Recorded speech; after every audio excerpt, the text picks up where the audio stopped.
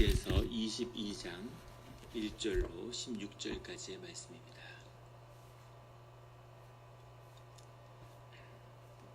다 같이 한 목소리로 봉독하시겠습니다. 또 여호와의 말씀이 내게 임하여 이르시되 인자야 내가 심판하려느냐 이 피 흘린 성읍을 심판하려느냐 그리하려거든 자기의 모든 가증한 일을 그들이 알게 하라. 너는 말하라. 주 여호와께서 이같이 말씀하셨느니라. 자기 가운데 피를 흘려 벌 받을 때가 이르게 하며 우상을 만들어 스스로 더럽히는 성아, 내가 흘린 피로 말미암아 죄가 있고 내가 만든 우상으로 말미암아 스스로 더럽혔으니 내 날이 가까웠고 내 연한이 찼도다.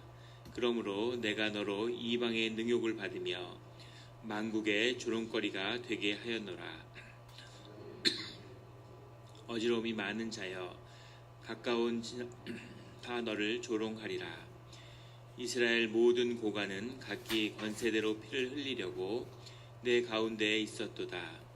그들이 내 가운데에서 부모를 없인 여겼으며 내 가운데에서 나그네를 학대하였으며 내 가운데에서 고아와 과부를 해하였도다.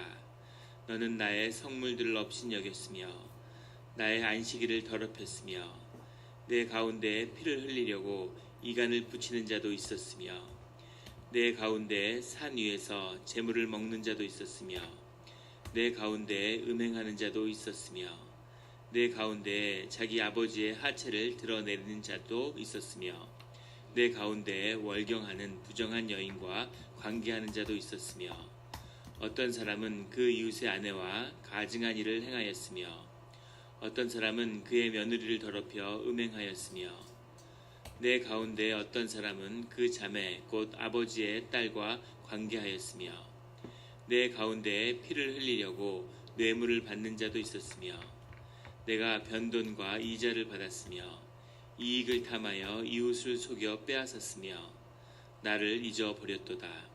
주 여호와의 말씀이니라. 내가 불의를 행하여 이익을 얻은 일과 내 가운데 피 흘린 일로 말미암아 내가 손뼉을 쳤나니 내가 내게 보응하는 날에 내 마음이 견디겠느냐 내 손이 힘이 있겠느냐. 나 여호와가 말하였으니 내가 이루리라. 내가 너를 문 나라 가운데에 흩으며 각 나라에 해치고 너의 더러운 것을 내 가운데에서 멸하리라.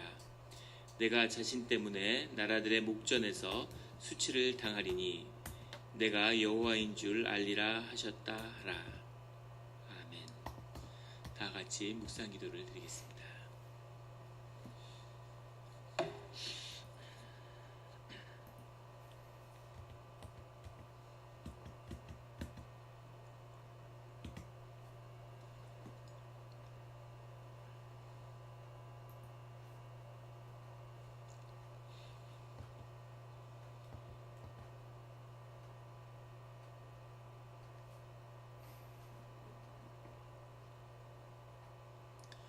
하나님 아버지 감사합니다.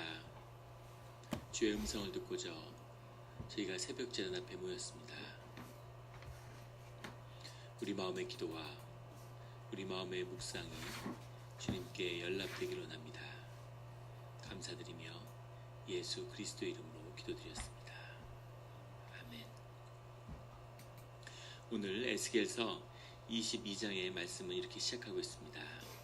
또 여호와의 말씀이 내게 임하여 이르시되 인자여 내가 심판하려느냐 이 피 흘린 성읍을 심판하려느냐라고 주님이 묻고 계시지만 심판하시겠다는 주님의 결심이 확고히 해졌음을 거듭 선포하고 계시는 거죠.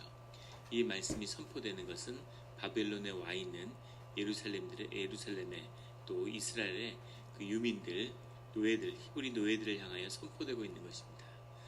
그들은 이것이 지나가는 잠깐의 환난이라고 생각했지만 그것이 아니라 근본적으로 주님과의 관계를 새롭게 해야 되는 그때에 서 있는 것이죠. 그리고 돌아갈 것이라고 생각하고 있는 예루살렘이 징계를 받아서 더 이상 이 땅에 있을 수 없다는 것을 주님이 말씀하고 있습니다. 그 중심에서 오늘 주님이 그 예루살렘을 피 흘린 성읍이라고 말씀하고 계시는 거죠.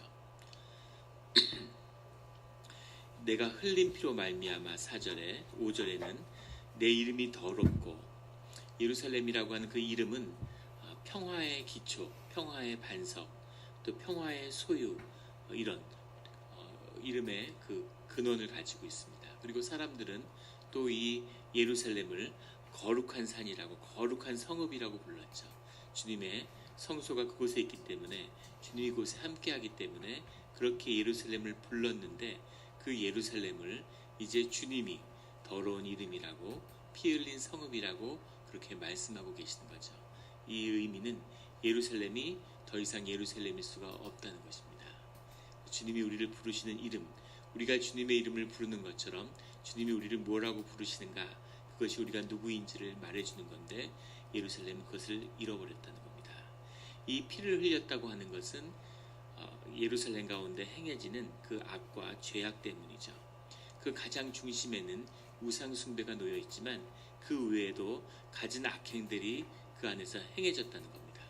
근데 이것은 다른 이야기가 아니라 사실은 하나의 이야기인 거죠. 하나님을 잃어버린, 우상을 숭배함으로 하나님을 잃어버린 자들은 결국은 그 삶 가운데 타락하고 악이 나올 수밖에 없는 것, 이것이 인간의 존재의 진실이라는 것을 역사가 증명하고 있습니다. 늘 우리 가운데 인간의 가장 본성 가운데는 하나님의 형상이기 때문에 모든 인간은 선하고 아름다운 것을 좋아하게 되죠. 그것을 사모하고, 우리 멕시코의 그 마약상 구스만의 이야기를 우리 아침 예화로 나눈 적이 있었는데, 자신은 마약 범죄를 하고 수만 명의 조직원으로 수많은 사람을 죽이는 악행을 저지르지만 자기 자식은 자기가 범죄자인 걸 숨기고 착하고 바르게 키우려고 하는, 그것이 인간의 마음인 거죠. 어떤 도둑도 내가 도둑질 했으니까 내 자식도 도둑으로 키워야지, 이런 부모는 없다는 겁니다. 그것처럼 바르게 키우고자 하는 virtue ethics이라고 그러죠. ontological ethic이라고 그러죠. 가장 인간의 중심 가운데 해서는 안 될 일과 해서는 될 일을 가르는 그 가치가 바로 하나님이 우리에게 주신 선물입니다. 그것이 길게 보면 결국은 사람들을 행복하고 번영으로 이끈다는 거죠. 그것이 기독교 문명의 역사고 유럽의 역사가 세계의 중심이 된 비밀입니다. 그것을 갖지 못한 것은 어떤 흥황을 경험해도 결국에는 패망과 타락과 불의로 귀결될 수밖에 없는 것이죠. 한국에서는 좌파가 득세하고 우파가 퇴조하고 있어요. 우파가 퇴조한다는 얘기는 그 사회 경험에 사람들이 더 이상 묶이고 싶지 않다는 거죠. 그 사회가 소중하고 보존되어야 할 것이라고 생각하는 걸 그 사회에 있는 사람들이 그렇게 생각하지 않는다는 겁니다. 경험과 규칙이 사람을 더 이상 얽매일 수 없는 것, 그것에 실망했다는 거죠, 사람들이. 그런데 전 세계적으로 유럽에서는 거의 좌파가 몰락 직전이죠. 좌파가 몰락했다는 것은 지난 한 세대를 통해서 모든 기성의 가치를 좌파가 다 부정했지만 그럼에도 불구하고 새로운 가치, 그 사회가 지향해야 할 목표를 이뤄내지 못했다는 거죠. 이것도 아니고 좌도 아니고 우도 아닌 우리의 그 중심 깊은 곳에서 우리의 심령 가운데서 우리의 신령함, 주님과의 언약과 주님을 향한, 주님이 우리를 새롭게 하시는, 주님이 우리를 바라보시는, 주님 안에서 발견되는 내 자신을 바라보지 못하는 그 문명과 그 인간의 삶은 결국 타락할 수밖에 없다는 것을 예루살렘이 적나라하게 보여주고 있는 것이죠. 늘 주님과 함께함으로, 주님을 붙들므로 그 중심에서 그 윤리라고 하는 그 virtue ethics이 주는 가치윤리의 그 힘을, 그것이 인간의 힘입니다. 가치윤리를 붙드는 자가 세상을 지배하는 거죠. 생명의 힘이 그 윤리에 있는 거예요. 그 윤리가 생명에서 나오기 때문입니다. 그 중심을 붙드는, 그것을 붙든 자는 자유하고 거칠 것이 없는 거죠. 예수님이 그것을 보여주시죠. 어떠한 율법도, 유대의 율법도 그것이 껍데기만 남은 그 율법도 주님의 삶을 구속할 수 없는, 주님이 그것을 넘어서지만 그것을 넘어서는 더 소중한 윤리, 세상을 다스리는 권세가 믿음과 주님 가운데 있는 것이죠. 그 힘을 붙드는 그런 우리 성도님들이 되시기를 주의 이름으로 축원합니다. 5절에 너 이름이 더럽고 어지러움이 많은 자여. 어지러움이 많은 자라는 말의 원뜻은 소동으로 가득한 그런 뜻입니다. 시끄러운 거죠. 분주한 거죠. 오늘 우리 나눴던 찬양처럼 주님의 사람들의 그는 내면도, 그 공동체도, 그 사회도 평온이 흐르는 겁니다. 안온함과 조용함이 있는 거죠. 평화가. 그런데 그것을 잃어버린 자들의 특징은 소란스러운 거예요. 분주한 겁니다. 분주함이라는 것은 마귀의 역사가 아니라 마귀 그 자체다, 이런 말이 있죠. 분주하면 분별해야 됩니다. 삶이 분주하다. 그럼 뭔가 주님과 함께 가는 그 궤도를 이탈한 것일 수가 있어요. 교회가 뭔가 분주하고 오면 장터 같다, 이러면 그것은 주님의 임재가 소멸한 것일 수 있습니다. 평안하고 무언가 일을 하지만 평안함이 있어야 되는 거죠. 그런 우리의 삶, 우리의 내면, 우리의 교회, 우리의 사회가 되기를 주의 이름으로 축원합니다. 주님에 대한 이 모든 윤리적인 하나님이 이렇게 금지하셨던 그런 율법들을 하나하나 다 어기고 있는 거죠. 그 하나하나 다 의미가 있겠지만 그 중에 보면은 7절에 나오는 부모를 업신여겼으며, 모세가 준 10계명에 5번째 해당하는 계명이죠. 근데 그것을 어기는 겁니다. 613개나 되는 율법을 만들어서 그 율법으로 삶을 옥죄고 있으면서 10계명도 지키지 않는 거죠. 부모를 업신여긴다고 하는 것, 사람은 부모를 업신여길 수 없죠. 모든 아들은 아버지를 사랑한다, 이런 말이 있는 것처럼 그 관계가 틀어져 있는 겁니다. 그런데 우리의 마음 깊은 곳에는 아버지를 쓰러뜨리고 아버지를 넘어가려고 하는 그 마음도 있는 거죠. 근데 그 권위라고 하는 것은 기본적으로는 더 깊이 들어가면 하나님과 연결되어 있는 것이라는 것을 보게 되는 겁니다. 모든 권위와 모든 이 힘의 근원이 사실은 주님과 연결되어 있죠. 그래서 아버지를 거스르는 것이 더 깊은 곳에서는 주님을 거스르는 것과 연결되어 있습니다. 그것이 드러나는 거죠. 주님이 이 죄악된 마음에 대한 징계를, 또 경계를 말씀하시는 거죠. 9절에 가면은 이간을 붙이는 자도 있다. 피를 흘리려고 이간을 붙이는 자도 있다. 이 이간을 붙이는 것도 레위기에서 금지하고 있는 것인데 굉장히 중요한 영적 범죄이기 때문입니다. 마귀의 역사죠. 마귀의 역사의 두 가지 큰 축은 항상 숨어 있는 겁니다. 마귀는 드러나면 힘을 잃죠. 주님은 항상 주님을 드러내시죠. 주님이 드러내시고 주님이 역사하신 다음에 그것을 주님이 하셨다고 우리에게 알게 하십니다. 근데 마귀는 항상 숨어서 뒤에서 본인이 움직인 다음엔 내가 하지 않았다고 이야기하죠. 네가 했다고 얘기하는, 네 책임이다, 네가 한 거다, 네가 주인이다, 이렇게 얘기하는 거죠. 그것이 마귀의 역사고, 마귀는 항상 사람을 이간시키는 겁니다. 성령의 역사는 삶의 연합이고 삶이 공동체고 그 영이 하나라는 것을 이루어내는 것, 이것이 주님의 역사입니다. 그러니까 마귀는 늘 그것을 깨는 거죠. 이간을 시키는 것, 이간의 영을 넣어서 사람들을 이간질시키고 거짓을 퍼뜨리는 것, 하나님의 유업을 세우지 못하게, 받지 못하게 막는 것, 이것이 마귀의 역사죠. 한 심리학 시험에서 실험을 하는데 구글에서 두 팀을 가지고 실험을 하는 거예요. 한 100여 명 남짓한 두 팀이 있는데 한 팀에 의도적으로 두세 명의 이간질하는 사람을 넣는 겁니다. 그 사람들이 들어가서 겉으로는 같이 구원처럼 일하면서 계속 이간질을 시키는 거예요. 루머를 퍼뜨리고 불평불만을 하고 사람들하고 만나서 우리 모임이 왜 이러냐, 우리 팀은 왜 이러냐, 그리고 팀장을 계속 공격하고 그런 식으로 했는데 6개월 뒤에 어떤 결과가 나오는지를 보여주는데 이쪽 그 이간질을 한 사람이 없는 팀은 굉장한 성과를 드러내고 있는 거죠. 근데 100여 명 되는데 단 두세 명의 이간질하는 팀을 넣었을 뿐인데 이 팀은 완전히 와해된 거예요. 팀장도 그만두고 조직원의 3분의 2가 이탈을 했습니다. 여기서 일 못하겠다, 이렇게. 얼마나 이것이 무시무시한 것인지를. 이런 식으로 리더십과, 이런 식으로 연합과, 이런 식으로 하나님의 유업을 깨트리는 것, 이런 영적인 그것이 깊이 들어있는 거죠. 그런데 이런 것을 아무렇지 않게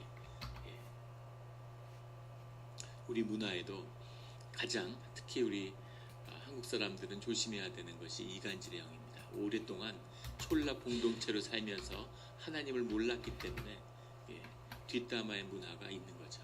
남의 이야기를 나누면서 기쁨을 나누는, 서로 같이 살고 있는 외로움을 넘어서는 삶의 공동체를 희구가 있는데 그것을 마귀가 살짝 트는 거죠. 그래서 남의 이야기를 하면서 삶의 존재를 느끼는, 삶이 복잡하고 남의 삶을 깊이 이해하지 못하는데 쉽게 선악을 판단하고 선악과의 열매가 드러나므로 자기 의의를 확인하고 기뻐하는, 한국에서 사람들이 다 드라마를 좋아하는 것도 그런 영적인 타락의 한 측면입니다. 거짓된 진실, 피상적인 삶, 성과학이 무엇인지도 모르면서 그 거짓된 성과학이 드러나고 그 위선과 위약을 정죄하면서 스스로 존재를 기뻐하는 영적인 기쁨을 누리는 거죠. 아마 전 세계에 있는 드라마를 다 합친 것보다 한국이 드라마를 더 많이 만들 겁니다. 그런 삶의 문제, 이런 것이 예루살렘 가운데 있었다는 거죠. 이런 것을 끊어버릴 수 있는, 늘 영적으로 깨어있는 우리 성도님과 영락교회가 되기를 예수 그리스도 이름으로 축원합니다. 10절에 내 가운데 자기 아버지의 하체를 드러내는 자도 있었으며, 아버지의 하체를 드러낸다는 것은 신명기 27장 20절에 나오는 계모를 범하는 것입니다. 상상할 수 없는 이런 범죄들이 일어났던 것이죠. 마고왕비라는 영화가 있는데 16세기 신구 종교 분쟁 시절에 프랑스 왕정을 배경으로 마고왕비의 이야기를 다루고 있죠. 그런데 거기 보면 남매끼리 이렇게 관계를 갖고 그 문란함이라는 게 상상을 초월하죠. 어떻게 정말 짐승들도 저러진 않을 것 같은데 이런 느낌을 받습니다. 근데 그 사람들은 가장 교양 있고 가장 학식 있는 그 사회의 가장 지배층이고 왕족들이에요. 공주고 왕자고 이런 사람들의 삶입니다. 인간의 모습을 보여주는 거죠. 어떠한 신분도 어떠한 무엇을 갖다 붙여도 인간의 그 본성이 타락하기 시작하면 그 범죄된 모습이라는 건 짐승만도 못한 그런 모습을 보여주는 것이죠. 그래서 하나님의 성읍이라고 하면서 하나님의 이름 안에서 그런 세상에 있을 수 있는 모든 죄악들이 예루살렘 간에 다 있었다는 것을 주님이 말씀하고 계시는 거죠. 여기서 또 하나 봐야 할 측면은 이 모든 죄들을 숨김없이 주님 앞에서 드러내고 죄를 회개했어야 된다는 겁니다. 예루살렘에 정말 나빴던 문제는 무엇이냐면 우리가 에스겔서에서 거듭 보고 있는 것이지만 똑같이 바벨론이나 애굽이나 암몬이나 이런 데서 벌어지는 죄악보다 더하면 더 될지 덜할 것이 없는 그 죄악을 다 하고 있으면서도 그것을 하나님의 이름으로 덮고 그것을 꾸미고 그 무덤을 회치를 하고 거짓으로 덮었다는 거죠. 이것이 돌이킬 수 없는 죄악이 됐다는 겁니다. 하나님을 믿고 따르는 자도 주 안에서 죄를 범하고 넘어질 수 있죠. 하지만 그것을 주님 앞에 남김없이 드러내고 회개하고 돌이켜야 하는 것입니다. 그것이 특권이고 하나님의 부르심이죠. 그것을 하지 못하는, 실제 하나님을 만났다면 삶을 돌이키는 것밖에 우리에게 드러날 것이 없는 거죠.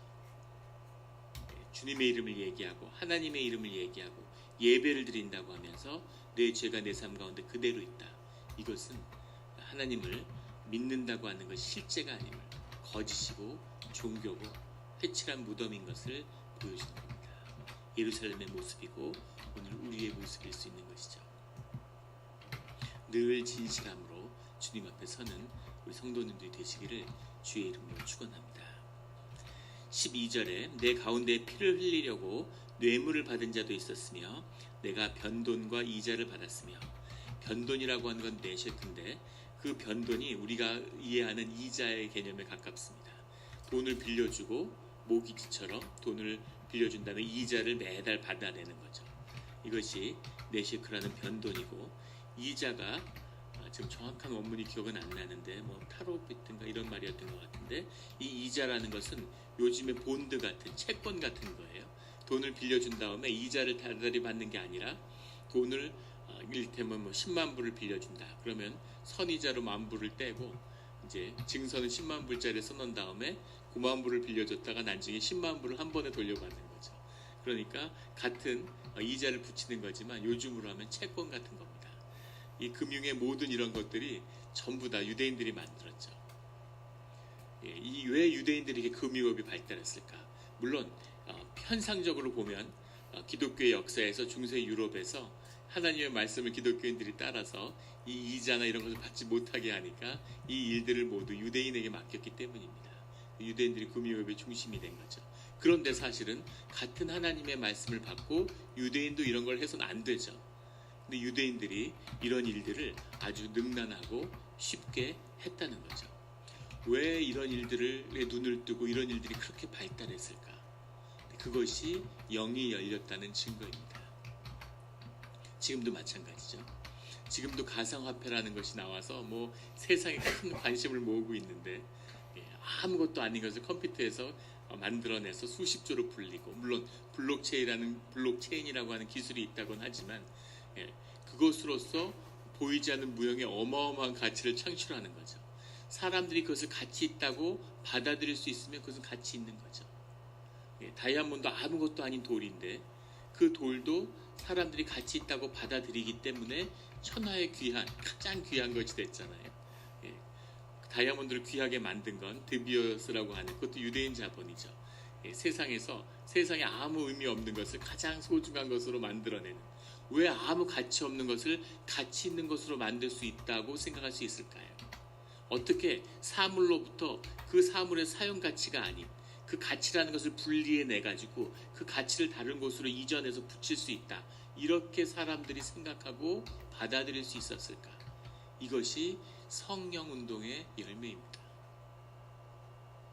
아무것도 아닌 것이 성물이 될 수 있고, 아무것도 아닌 장소가 성지가 될 수 있고, 성령의 역사를 알고 이해하는 자들이 가치가 무엇인지에 대해서 깊이 이해하게 되는 거죠.